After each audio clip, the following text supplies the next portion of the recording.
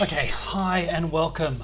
This is week 8, historical and comparative research and also non-reactive measures.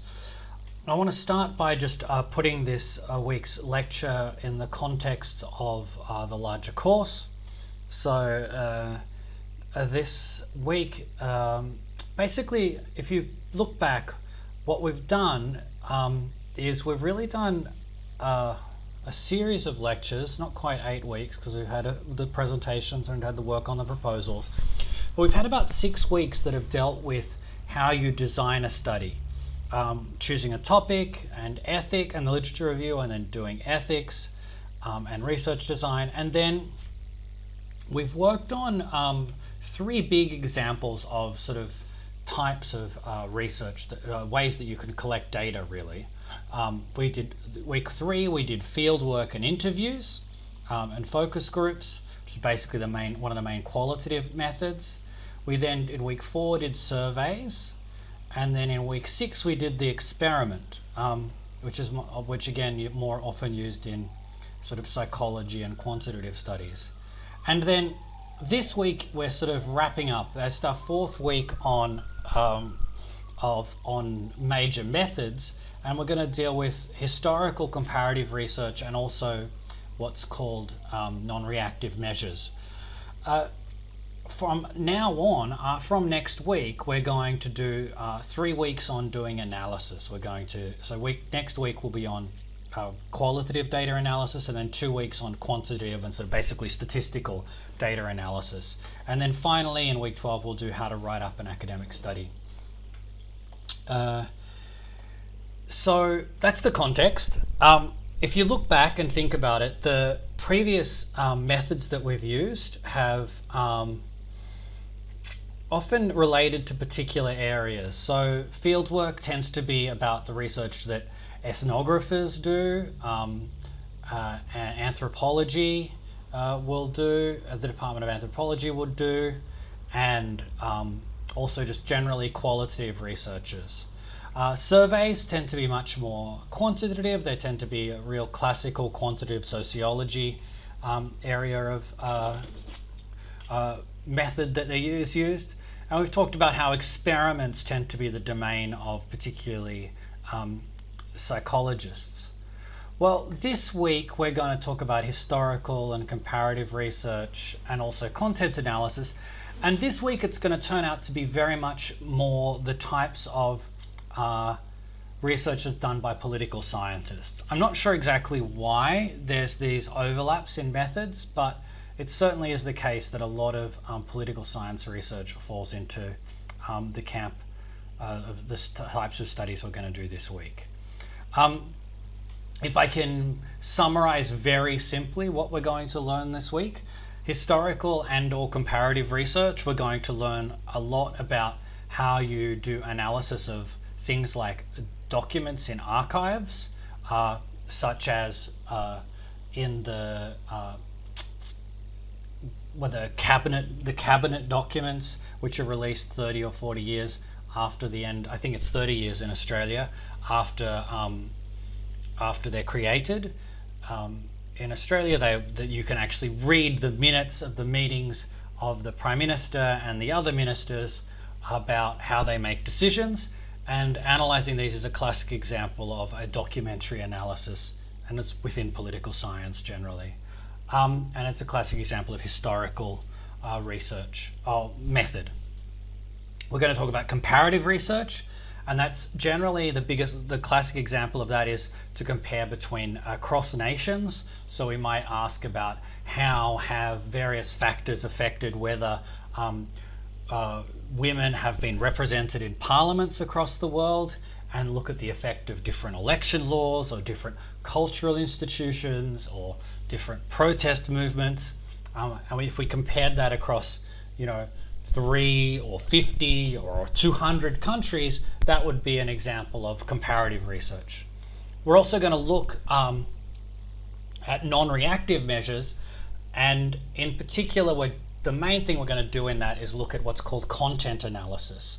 So in content analysis, the method you use is to take something it's very much like, it's basically like thematic analysis that we've done already in qualitative research briefly, but we take something like a series of newspaper articles and we go through it and we identify repeated repetitions of things that matter to us, right? They could be themes, but they also could be column inches of newspaper article or words that are used or such. And when we do that content analysis, we can start drawing conclusions.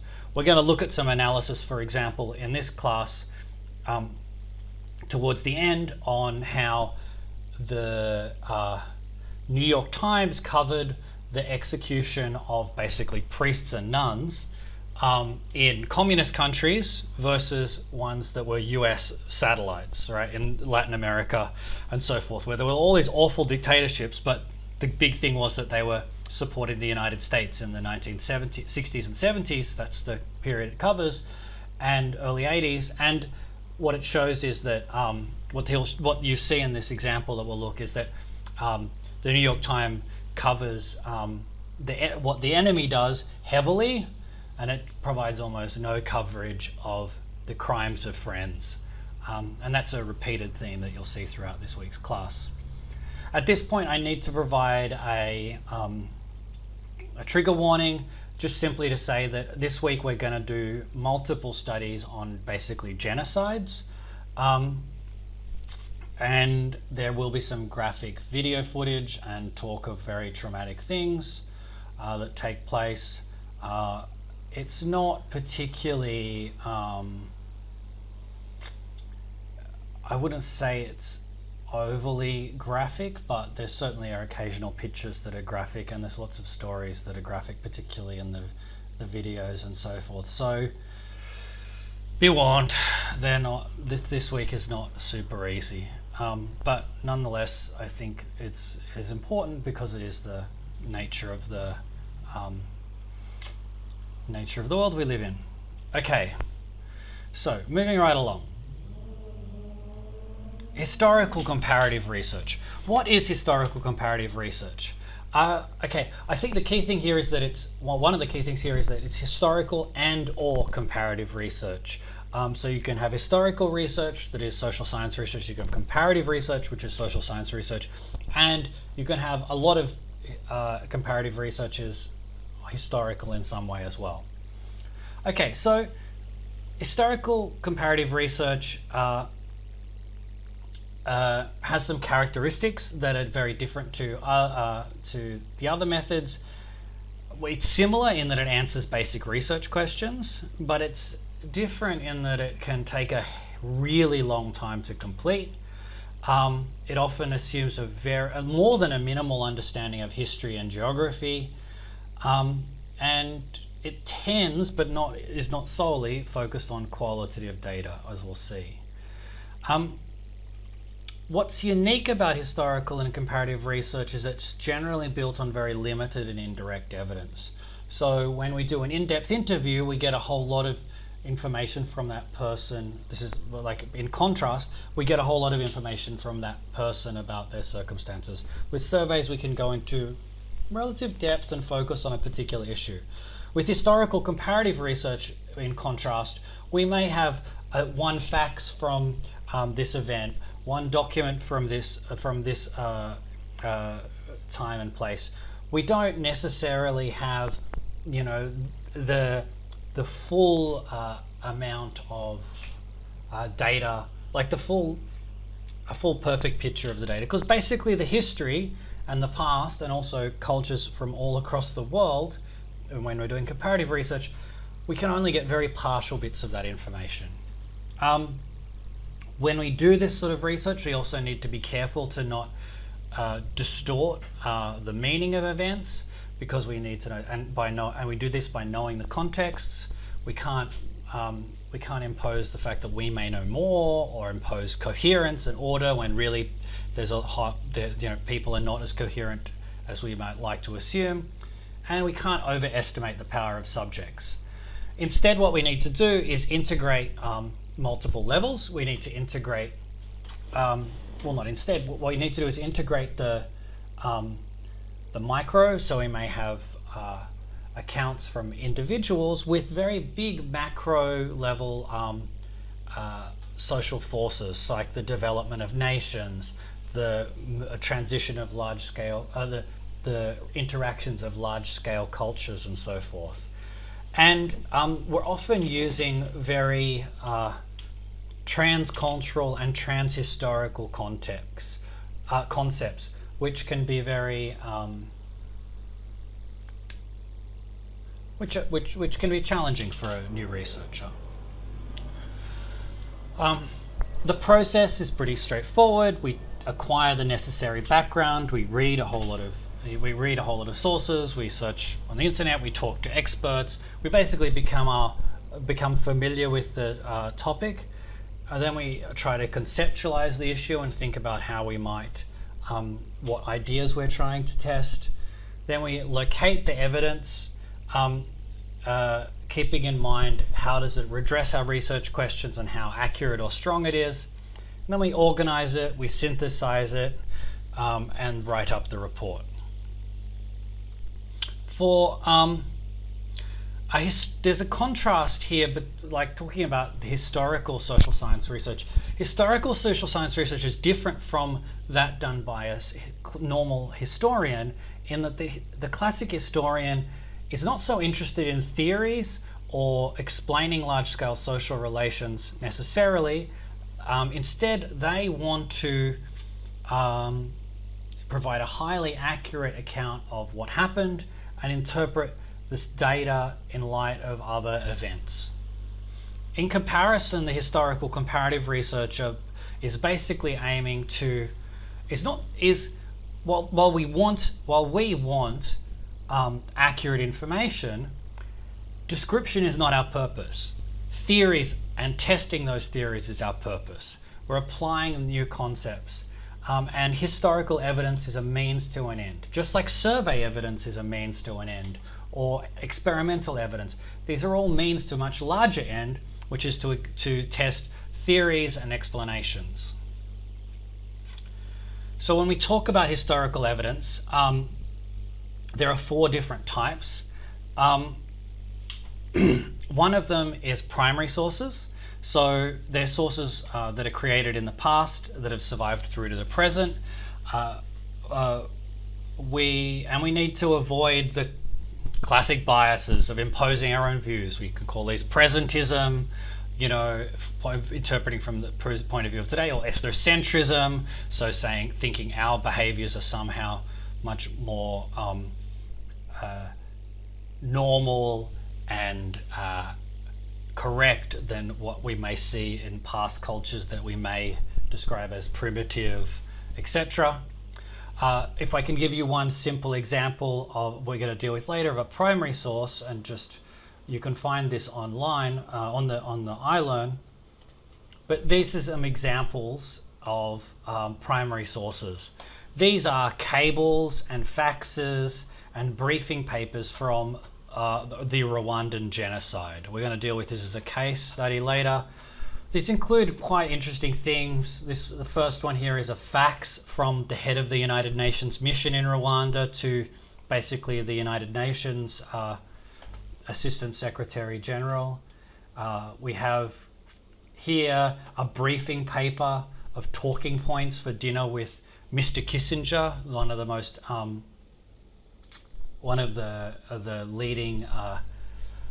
He's a former Secretary of State in the US and one of the leading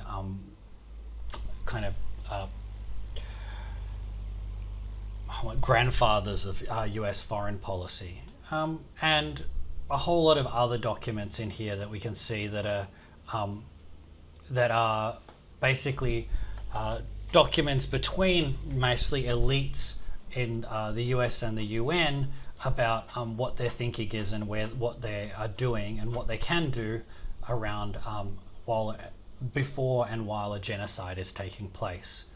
This is primary sources.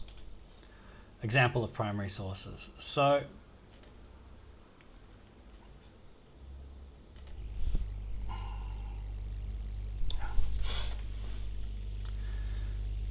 when we look at primary sources, we have to do several things. One of them is called external criticism. So we basically say, is it actually real? So maybe those sources I showed you are actually fakes.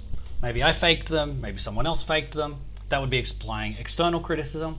But however, maybe they're just not credible. Maybe the person, they may be real, but the person who wrote the document has got some reason to distort or lie or exaggerate for their own interests. Well, when we do that, when we ask those questions, we're subjecting a document to internal criticism.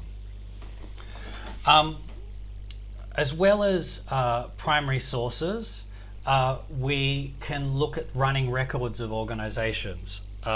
We might look at the ongoing files or statistical documents of an organization. Governments tend to put their resources, a lot of their files into archives, which can be accessed by historians or social scientists or journalists. There are also statistical documents, like there'll be, depends what you're trying to study, but records of the enrollments at a school or the people at a school, or the number of operations in a hospital and so forth. They're not perfect, they're not always maintained, they don't always record information consistently over time, and they also just often don't contain the information you want. So I've had the position with migrant workers of getting access to social worker notes for a whole lot of injuries and salary claims in Singapore for migrant workers, but they were just not useful because they didn't contain the information I wanted, because they were useful for social workers and they were based on men's accounts that were difficult to understand and were very incomplete. Okay, we can also base our research in the past on recollections, such as oral histories, which is very similar to in-depth interviews. And we can also rely on secondary sources. So like a historian, often as a social scientist, we don't need to do the actual historical research ourselves, but instead we can rely on the really high quality secondary histories written by historians themselves. Okay, so that's some thoughts about historical research and some background. We're now moving on to comparative research. So again, here I want you to think about, say, the example of it might be women getting into, how many women get into parliament across different countries, or it might be which countries go to war, or it could be 1,000 other things. Which countries legalize drugs? We're doing comparative research. And when we do this, often we tend to compare nation states. But we need to remember that they are actually defined by history and politics and society.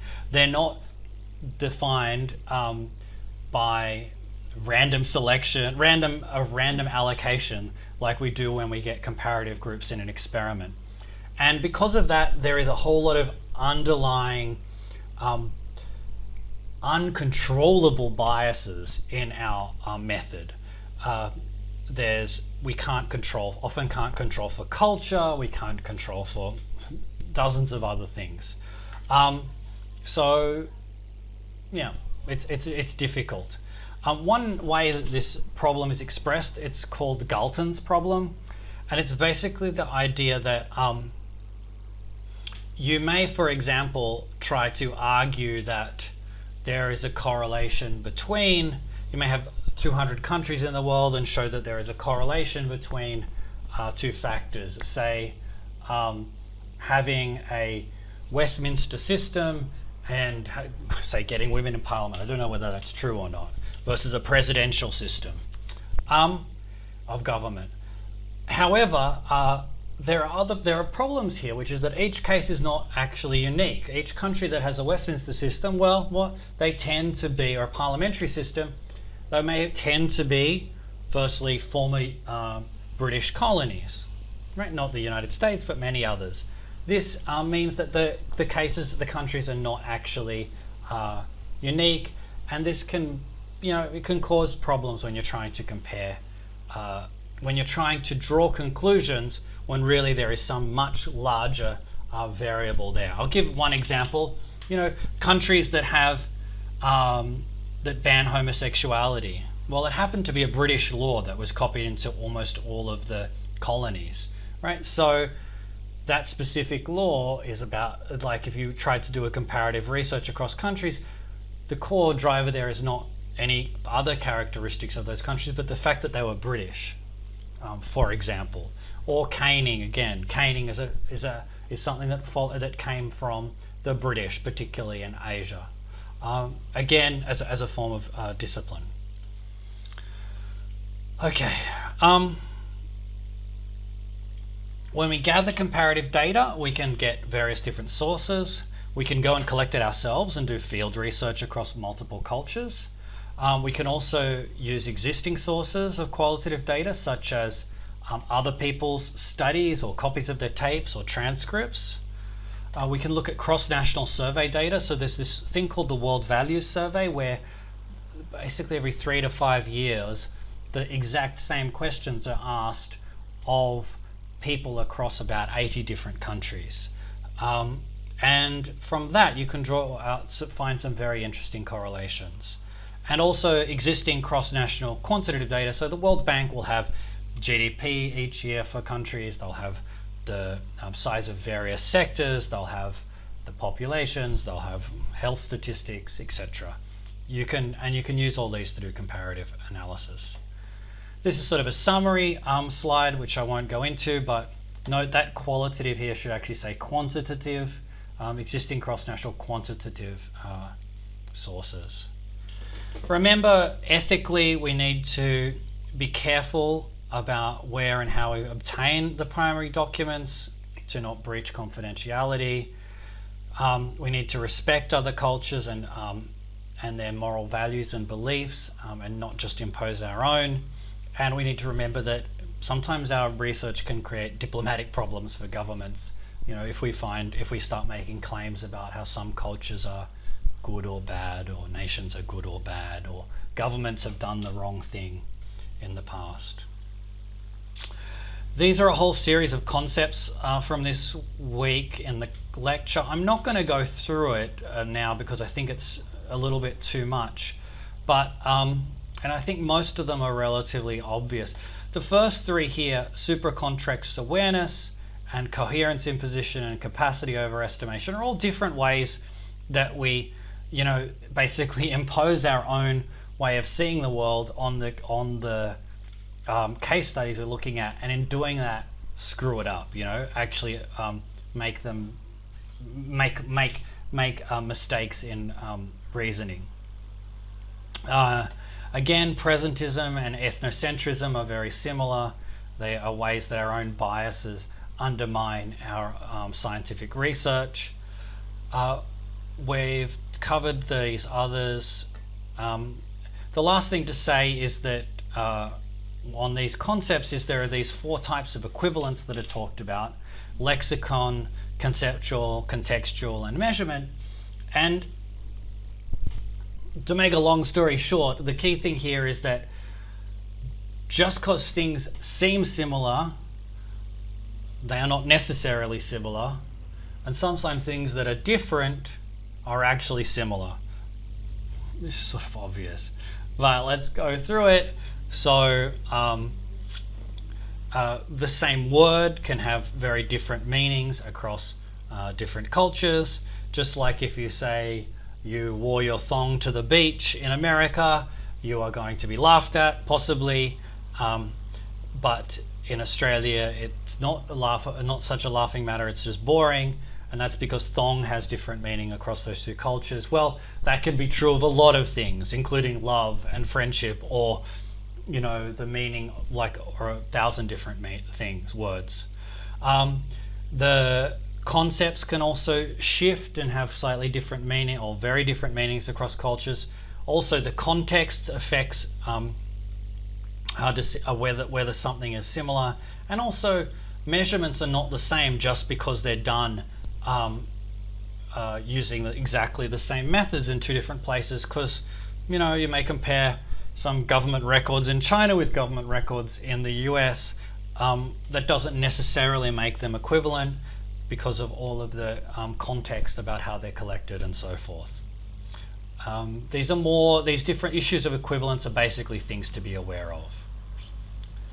Okay, that's the first lecture, or the first chapter from the textbook we're covering this week. The second one is non-reactive measures. So let's get straight into this. Non-reactive research is where people are not aware that we are gathering information and using it for research purposes. These are things like physical evidence, so going through someone's garbage, content analysis, so where we go through and classify, say, newspaper articles, or songs, or pictures or paintings. Existing statistical analysis, so this is where we use existing statistics, and secondary data analysis. Let's go through these each very quickly, but physical evidence, these are non-reactive measures that don't intrude or disturb a person. They are indirect, which is not great, and you can still actually violate someone's privacy. In many countries, it's illegal to go through someone's garbage because there's a lot of private stuff there.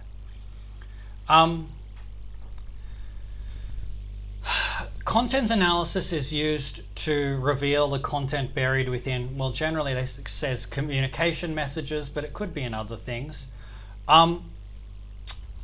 Basically, we have a text that which can be anything, written, visual, or spoken, and we go through it, go through these large volumes, studying at a distance, and finding things that are difficult to see with just casual observation. To do it, what we do with content analysis is develop a coding system.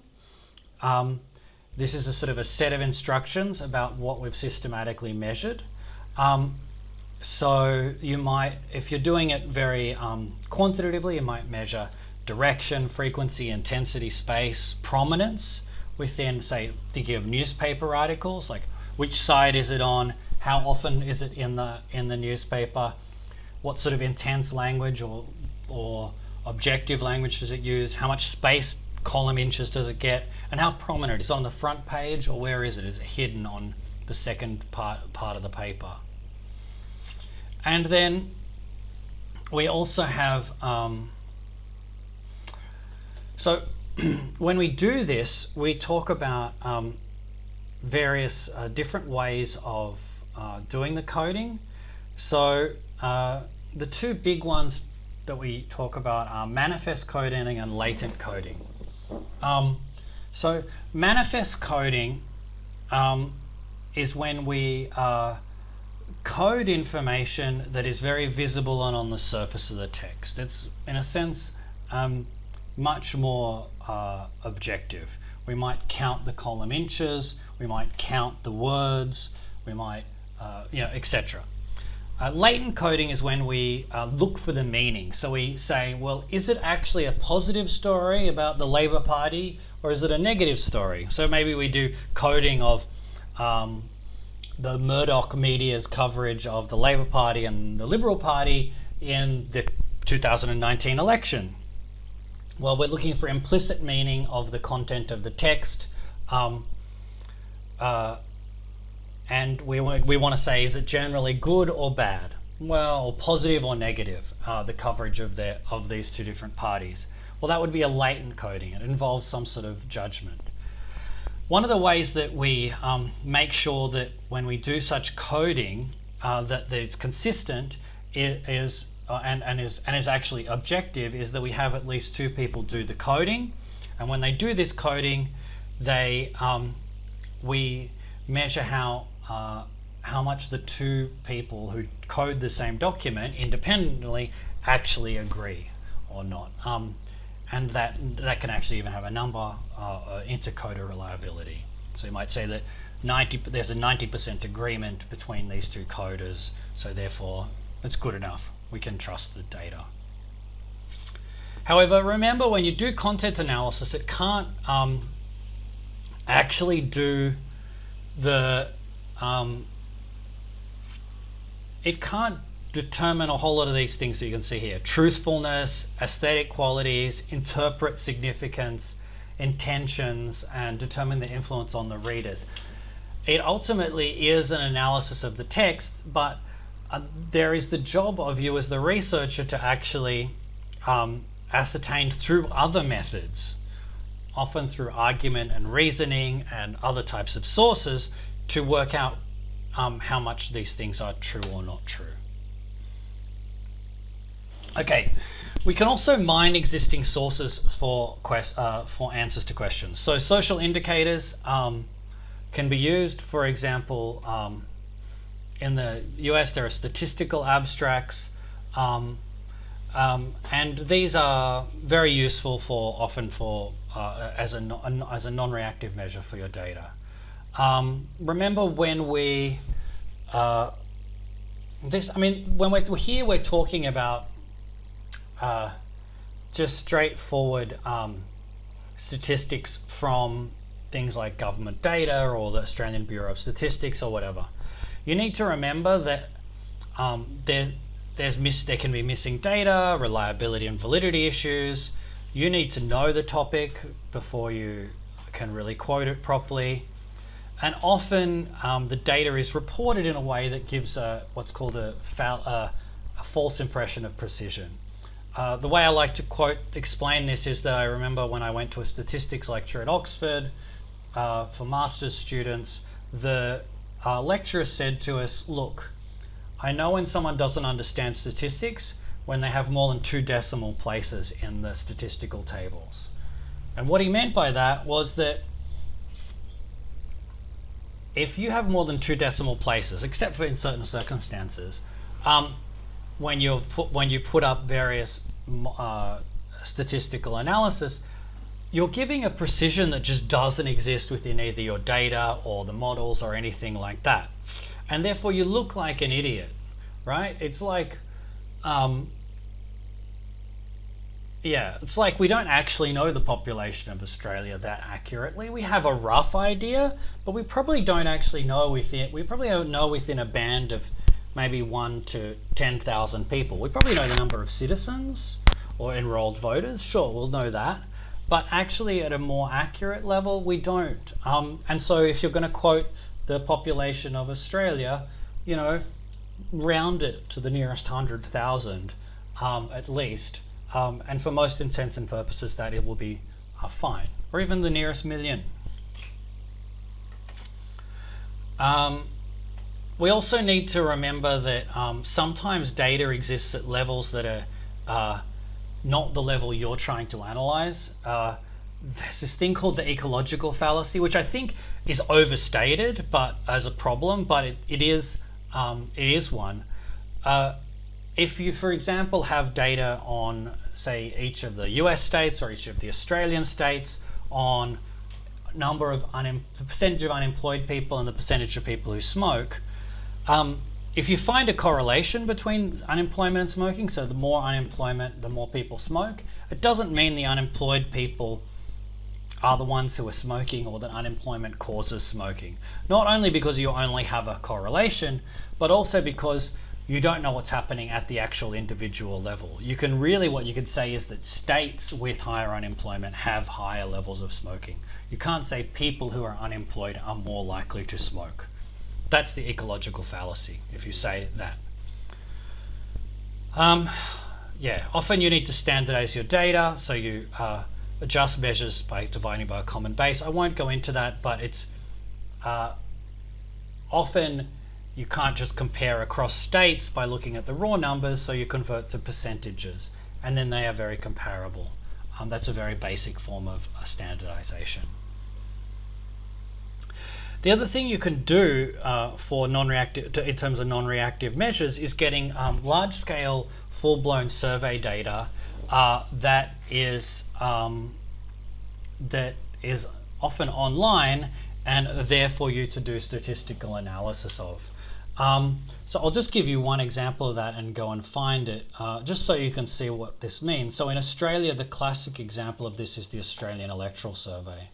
So if we just type into Google, Australian pastoral survey. I think that's it. Maybe it's the Australian election study. Sorry.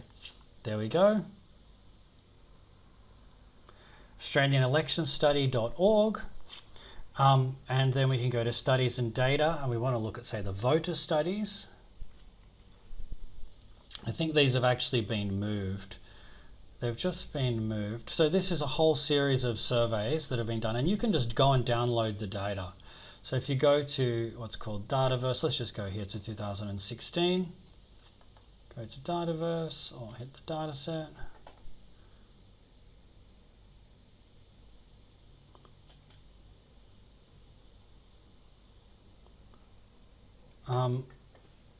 You can see here that you can actually just go here and download the questionnaire, the code book, and even you can download the various data sets. Let me go. Let's take a look at this. Download. Download.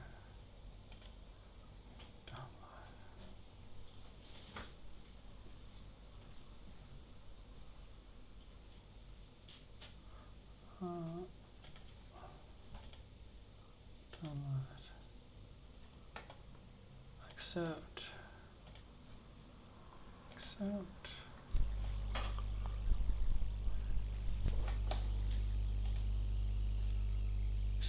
Oh.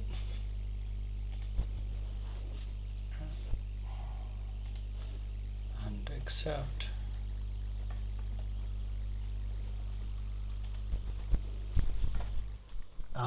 And what we have here, this is the actual questionnaire, so the survey that people did, and I think that was read to them. That's the survey. It was done on the phone, it looks like. This here is the code book, I believe. Oh, so if we close that. Here it is. This is the study documentation. This is the code book of all the data. So here's the question, here are the values, they're the labels, percentages of them, all that. Amazing. So you can download all that. And then here, let's look at this tab file. More apps. Let's see if we can open this in Excel. App on the PC.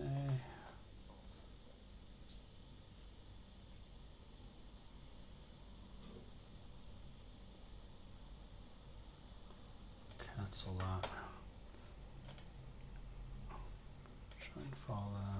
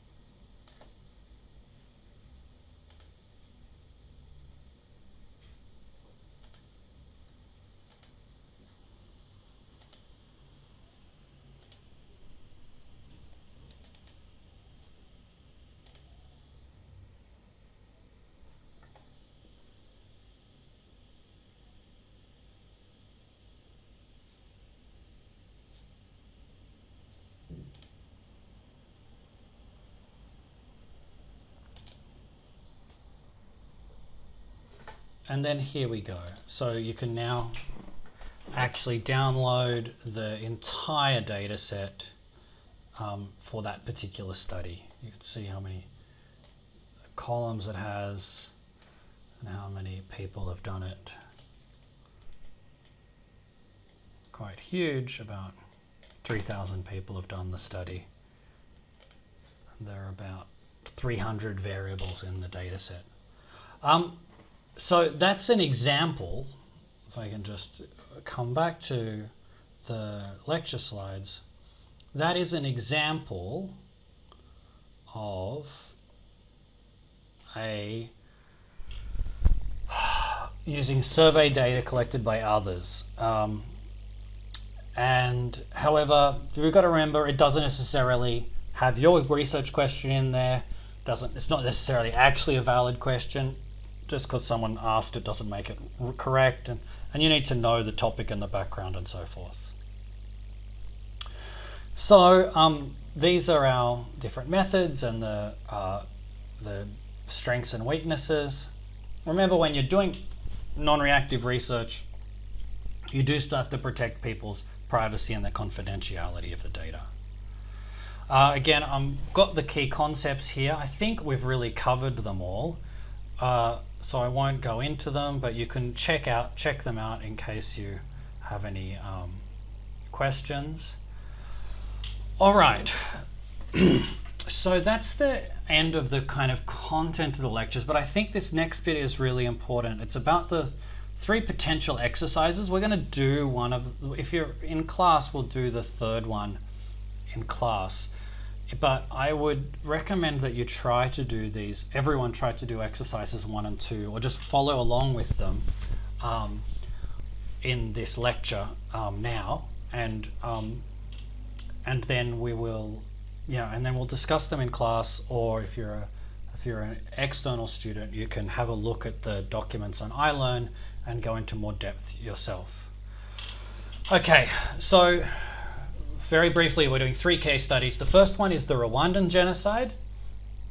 The second one is on the New York Times, or the US media's coverage of basically the killing of priests. And the third one in the former Soviet Union satellites countries and in US backed basically dictatorships. And the third one is a comparison of the East Timor and Cambodian genocides and how they're covered by the US mass media. I pick them just to say, why do I pick such horrendous things? Well, I think death is important, especially when death is caused by other humans. And genocide is pretty much the worst crime that human beings can do to one another. So we are looking at really important issues here when we deal with genocide. So I think that the fact that these case studies involve just some of the most awful and unimaginable crimes, in a sense, makes them important. Secondly, these have had academic studies that I happen to know of, and I think they really illustrate many of and make concrete a lot of the concepts we've been talking about today. So let's get into them, and I apologize if some of this stuff seems obscure, but it really shouldn't be obscure if the world was a little bit saner place. So, okay, exploring the Rwandan genocide through documentary sources. I'm actually going to skip, I'll give you some very brief background on this topic, so that background before the background. But the Rwandan genocide happened in 1994. The Rwandan genocide was basically involved what's called Hutu was one of the ethnic groups, government and their supporters murdering about 400,000 Tutsis, who was the minority ethnic group, over about a 2 or 3 month period. There are many issues about why did it happen, and it has a legacy of colonialism and all these other awful things. But in our class today, we're going to look at some academic work that was done on what could have been done by the powerful states at the time, and what did those powerful states know, and what did they decide to do given what they knew and what their powers were. The overarching argument that is made by the article you would read later is that the US knew what was going on, which it was the most powerful state at the time, and still largely is. It was the most powerful state at the time, and it knew what was going on. It could do some very simple things that were cost-free, to the US, or virtually cost-free, but it just didn't, because it was more concerned about basically making sure there was absolutely zero US casualties and not getting involved because of the PR implications, the public relations implications. And we can show that because of the documents you're going to look at, which are obtained through Freedom of Information requests, and are now stored on the internet, which is pretty cool. So let's go through it and see if you follow it. So the sort of research questions that we're putting out there as social scientists: so what did the US know? What could they have done? And what does it say about their motives? Did they really care about helping the people of Rwanda or not? If you want to get some easy background information on this, I would suggest reading Wikipedia on the Rwandan genocide and Wikipedia on Rwanda, or just having a skim through those. If you want something much more fun is the wrong word here. Something that is much more easily digestible, very low taxing, is put to a more story-like format, then there is a very good documentary by the PBS, which is the Public Broadcasting Service, just like the ABC of the US. And in the first 40 minutes of this documentary, called Ghosts of Rwanda, you will get most of the background information you need to understand most of these documents. So yeah, probably watching that, but I'm not going to put that into the lecture now because it's quite long. What instead I'm going to do is give you some basic background on Rwanda and the genocide. So Rwanda is a Central African country. You can see it there. It's that tiny little blue dot about in the center of Africa. Just here to the west of it is the Congo. Just north of it is Uganda, and just south of it is Burundi. It has about 7 million people, had about 7 million people living there in 1994 when the genocide happened. It was a former Belgian colony, at least since, I think it was German and then became Belgian after World War I. And in 1962 it achieved independence. Within the society, there were two major ethnic groups or racial groups or castes that were particularly solidified under colonialism. So the Belgians actually issued documents where people were allocated to one of these ethnic groups. These two are Hutu, who are lower class and the majority in general, and Tutsi, who are privileged and a minority. Hutu tended to do more manual jobs. Tutsis tended to do more business and white-collar jobs. Hutu happened to also be darker skinned in general and more sort of what might be called African features. And Tutsis tended to be whiter and have more Caucasian features, looking more like Europeans. And these things, while really you wish they weren't relevant, turns out to be relevant in the context of a genocide and such ethnic tensions.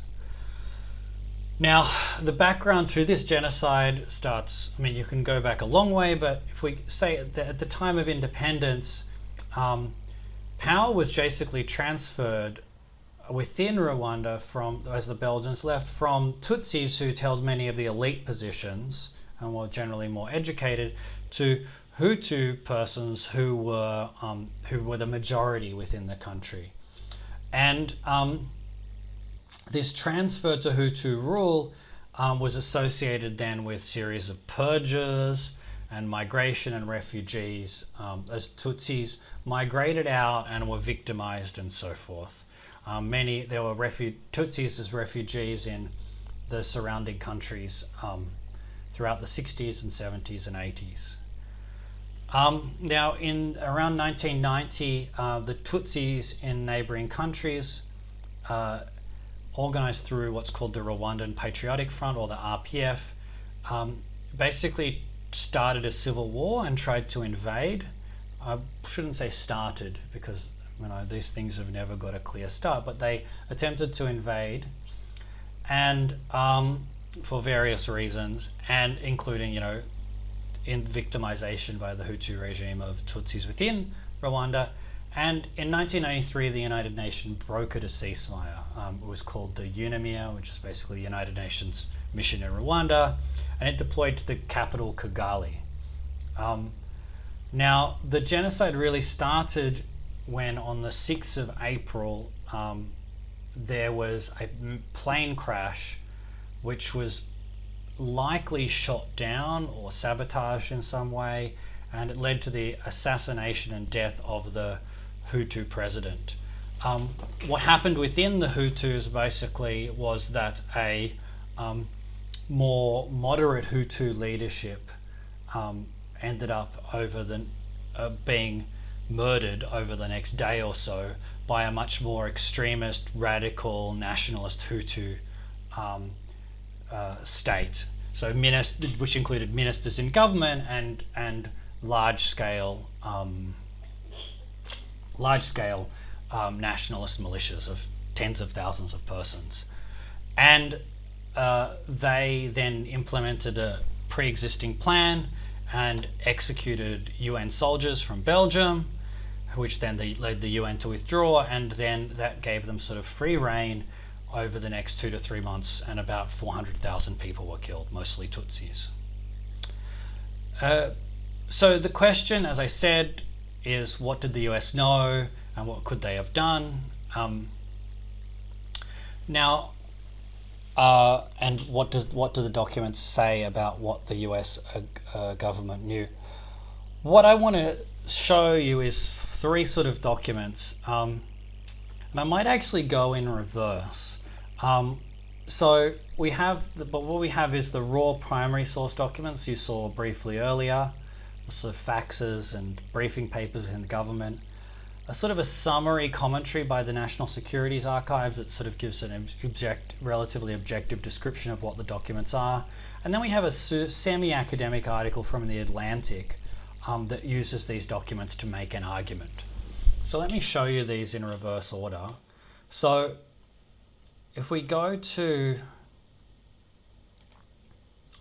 the Atlantic article, this is an article by Samantha Power, who is a very famous writer. She ended up becoming the US ambassador to the United Nations under Barack Obama. And I'm quite critical of her, but I'm not going to talk about that today. But she's very famous for this article and a book and a series of other things, which argue about how the US should or should not intervene in various humanitarian crises. And in this paper, this article, she argues that the US really did the wrong thing with the case of the Rwandan genocide, and she uses a whole lot of different things, including declassified documents and interviews and so forth, to show what happened. What I've done in here, and you can look at it yourself, is highlighted, because it's quite a long article, some of the places where she used some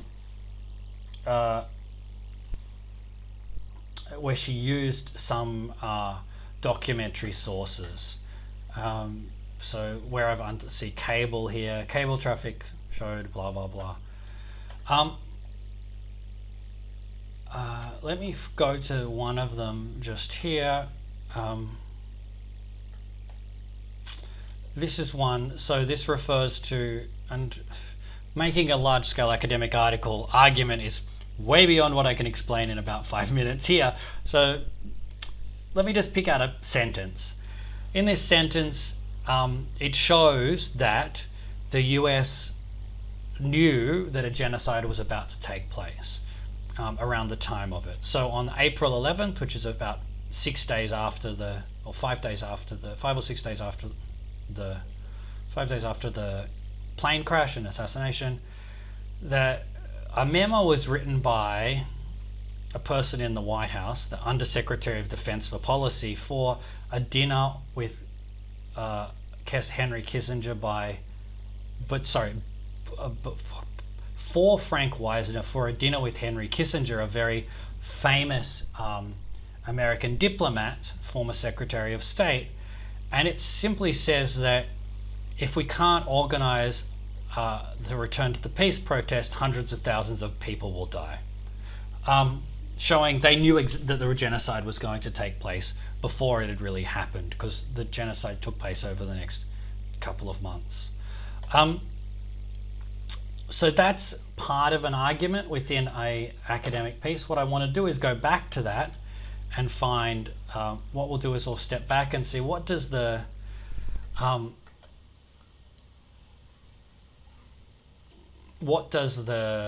National Security Archive, who actually released this document with freedom of information. So if we go to the file 2, this has got background. This is by the National Security Archive at, I think, George Washington University. It provides background on where the documents came from and on the Rwandan genocide. Very useful for you as a researcher. If we go down to document 3, which is the one we're going to talk about, it describes what it says. This document, apparently produced as a briefer for a dinner between Undersecretary Frank Wisner, third-ranking official at the Pentagon, and former Secretary of State Henry Kissinger, shows the Pentagon's candid assessment about events in Rwanda only 5 days after the shoot-down of the Rwandan president's plane. It says that if the peace fails, there will be a massive bloodbath, hundreds of thousands of deaths, the UN will withdraw all forces, and the US will not get involved until peace is restored. And these shocking details are offered as dinner conversation, reveal how much the Pentagon analysts accepted it as inevitable. It was simply going to happen. And then if we go back now to the original document itself and take a look at it,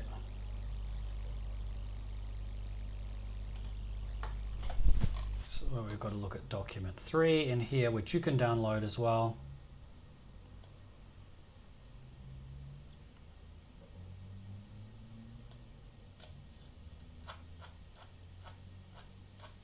These are the talking points for the third-ranking person in the Pentagon. And this is the actual document. This is the evidence. Sort of a cover page describing it. And then it's so well written. I wish someone could write these sort of things for my day each day. Every time I had to go to dinner, I sort of summarize the key points and questions I might get. So what is state doing now? What's next to Rwanda? Will Burundi's newly Hutu-led government fall? Are we willing to get involved? Blah, blah, blah, blah, blah. And it goes through it. And this is the part of the quote. This is the key thing that Samantha Powers quotes. Unless both sides can be convinced to return to the peace process, a massive hundreds of thousands of death bloodbath will ensue that will likely spill over into Burundi. Excellent. That is a very simple, short example of how a piece of archival data, historical data, is used to in an academic article. Notice the lessons. The lessons of all of this that I want to draw out is that this is what real archival and primary sources look like. Notice that notice that a huge amounts of background knowledge are needed to interpret it. Do you know who the Undersecretary of State in the State Department is, and what does that even mean? Who are various people in the UN? What are the history and politics behind it? Where is Burundi? Why does Burundi matter? What is Hutu? And all the huge amounts of other jargon and specialized language. And notice it's just so very different in terms of the evidence, the analysis, how it's written up, how it's all used basically to make a social science argument from things like things like surveys, in-depth interviews, fieldwork, or experiments. Okay, So that's exercise 1. Exercise 2, the task here is to basically to analyze. I'll just read. The task here is to identify elements of experimental design and content analysis in this chapter that you're going to see in a second. So let me just.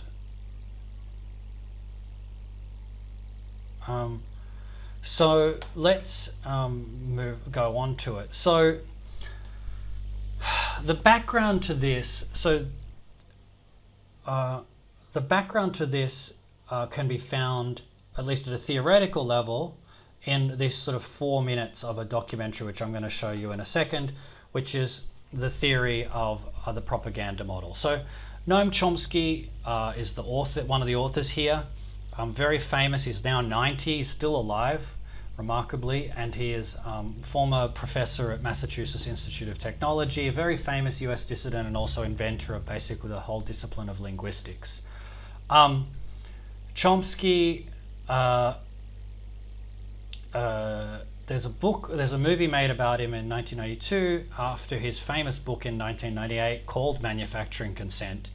And in that book, he basically argues for a theory. His theory is that the media in society is basically a propaganda machine for the elites in that society. You know, which is not rocket science. You know, you look at The Australian, you look at Channel 9, you look at the Sydney Morning Herald or the Daily Telegraph. They're mostly propaganda pieces for Australian elites, and Chomsky argues a similar thing happens in the US. But he makes it much more academic than just a sort of simple way that I put it there now. And what we're going to do is we'll briefly look at a summary of what his argument is, and then we're going to look at the evidence that he collects for just one particular case study, which is the killing of priests and nuns, religious people, in basically states that the US is opposed to and states that the US supports. The argument he'll make is that in a propaganda system, if the media was honest, it would probably even put more emphasis on our own crimes than those of others, because we actually are responsible for our own crimes. But if it's a propaganda system, then the media will play up the crimes of other states and completely play down one's own crimes that we actually have control over. So let's take a look at that. You can just sort of click on that link, but I've actually already loaded it. So I'm going to play it here just because it's only 4 minutes.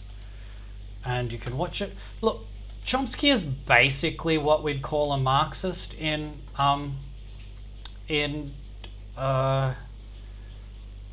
he's in sociology, though he's somewhere between that and a functionalist. You have a read, but I'm not going to apologize for his style or anything, but I think you should be very aware that that's basically where he's coming from. As a kid, like when I'm 12 years old, the biggest excitement was to work the newsstand. You write in Manufacturing Consent that it's the primary function of the mass media in the United States to mobilize public support for the special interests that dominate the government and the private sector. What are those interests? Well, if you want to understand the way any society works, ours or any other, the first place to look is who is in a position to make the decisions that determine the way the society functions. Societies differ, but in ours, the major decisions over what happens in the society, decisions over investment and production and distribution and so on, are in the hands of a relatively concentrated network of major corporations and conglomerates and investment firms and so on. They are also the ones who staff the major executive positions in the government, and they're the ones who own the media, and they're the ones who have to be in a position to make the decisions. They have an overwhelmingly dominant role in the way life happens, what's done in the society. Within the economic system, by law and in principle, they dominate. The control of our resources and the need to satisfy their interests imposes very sharp constraints on the political system and the ideological system. talk about manufacturing of consent. Whose consent is being manufactured? We can, to start with, there are two different groups. We can get into more detail. But at the first level of approximation, there's two targets for propaganda. One is what's sometimes called the political class. There's maybe 20% of the population which is relatively educated, more or less articulate. They play some kind of role in decision making. They're supposed to sort of participate in social life, either as managers or cultural managers, like, say, teachers and writers and so on. They're supposed to vote. They're supposed to play some role in the way economic and political and cultural life goes on. Now, their consent is crucial. It's one group that has to be deeply indoctrinated. Then there's maybe 80% of the population whose main function is to follow orders and not to think, and not to pay attention to anything. And they're the ones who usually pay the cost. All right. Professor Chomsky, no. You outlined a model with filters that propaganda is sent through and its way to the public. Can you briefly outline those? It's basically an institutional analysis of the major media, what we call a propaganda model. We're talking primarily about the national media, those media that sort of set a general agenda that others more or less adhere to the extent that they even pay much attention to national or international affairs. Now, the elite media are the sort of the agenda-setting media. That means the New York Times, the Washington Post, the major television channels, and so on. They set the general framework. Local media more or less adapt to their structure. Well, there's in the soundbite that says that there's a beachhead. I think 628 is a good one. Yeah, but I think 6 is a good start. This is the operative soundbite for us. These hours are really on time. It's got a minute for all the time, so that's. I love this soundbite. Very well. And they do this in all sorts of ways, by selection of topics, by distribution of concerns, by emphasis and framing of issues, by filtering of information, by bounding of debate within certain limits. 2.5 minutes to it. 45 seconds. They determine, they select, they shape, they control, they restrict in order to serve the interests of dominant elite groups in society. There is an unusual amount of attention focused today on the 5 nations of Central America. This is Democracy's Diary. Here for our instruction are triumphs and disasters, the pattern of life's changing fabric. Here is great journalism, a revelation of the past, a guide to the present, and a clue to the future.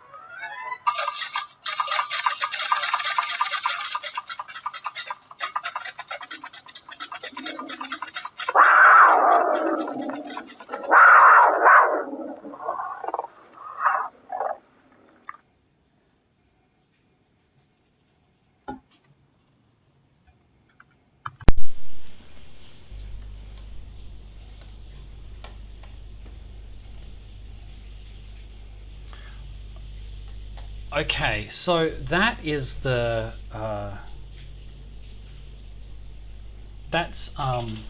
theory, right? That's the theory of the propaganda model. Notice that there was a whole lot of assertions there. There was not a lot of evidence. But that's a nice sort of summary of what a social theory might look like, right? The sociological theory might look like, or a political science theory, or a social science theory. It's called the propaganda model. Okay. But remember, social science is about two things. There's about ideas or theories and then evidence for it. So what I want to show you now is an example of evidence. So how does Chomsky provide evidence for this? We're going to look at chapter 2 of his book called Manufacturing Consent, which I've placed on iLearn. I'm not going to go through it in lots of detail. I'll just show you a couple of tables. Basically, what he does in this is shows that, or collects evidence that this theory makes makes predictions that are true. So he says, notice how we use the language here of scientific testing and theories and hypotheses. So we have the theory of the propaganda model, and Chomsky asks, well, what would this predict to happen? What hypotheses could we test? And he says that, well, it would mean that there are worthy and unworthy victims, that people who die, who are killed by the favored state, or they would be what he'd call unworthy victims, right? So people we kill or our friends kill, we don't see them as real worthy victims, whereas people who our enemies kill, we get in a huge anger and frothy-mouthed and outraged with the aim of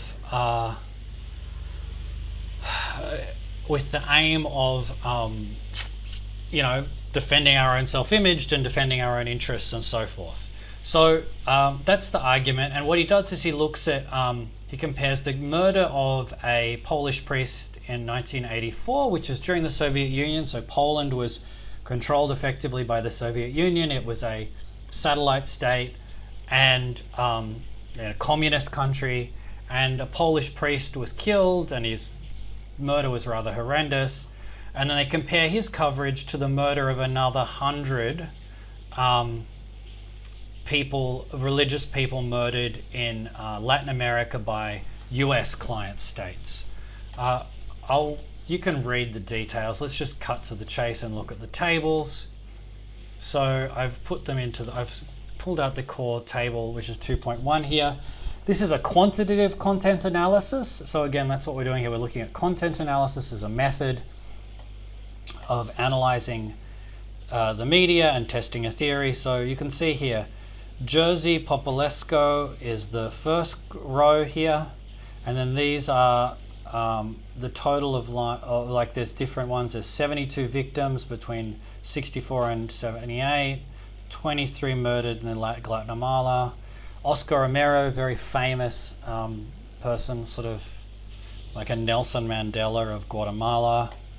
4 nuns, basically, who are US citizens murdered in El Salvador, and then the total of these. What you can see here is that there were 78 articles on Jerzy Populescu, about 1,000 column inches, 10 front page articles, 3 editorials in the New York Times, a whole lot of Times and Newsweek articles, and quite a lot of CBS News.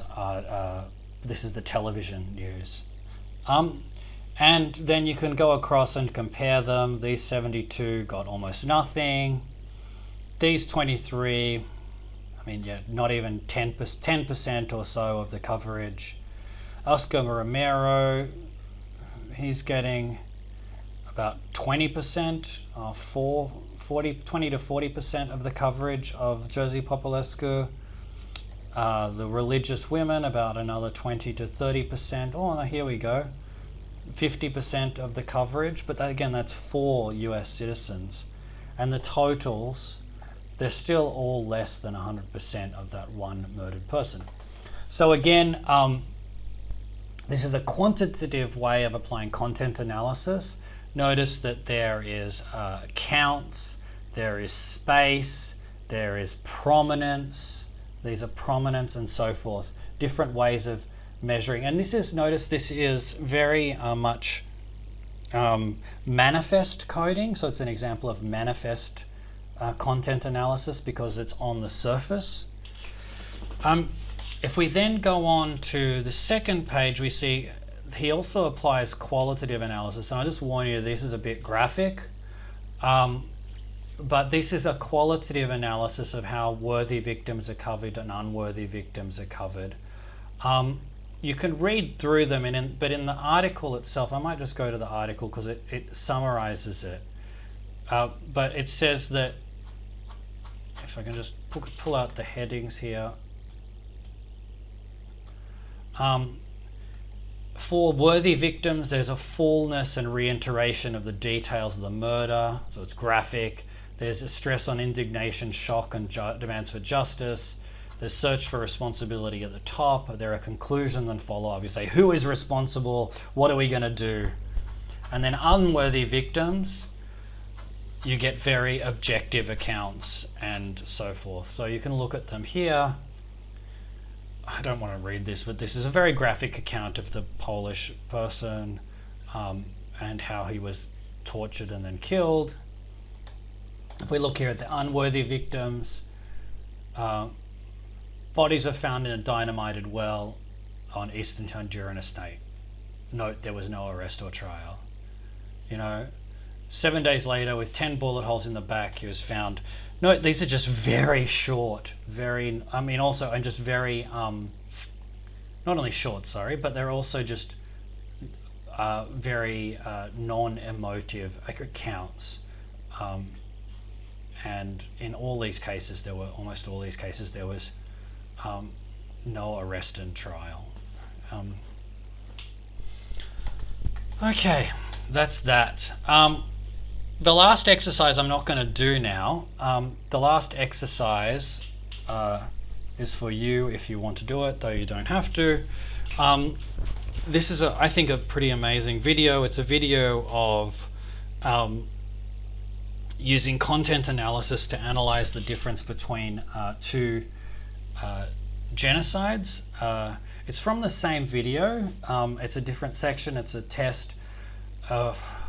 Long story short, the US was supportive of the East Timor invasion and the subsequent genocide. They were supporters of Indonesia, and there was almost no coverage of it.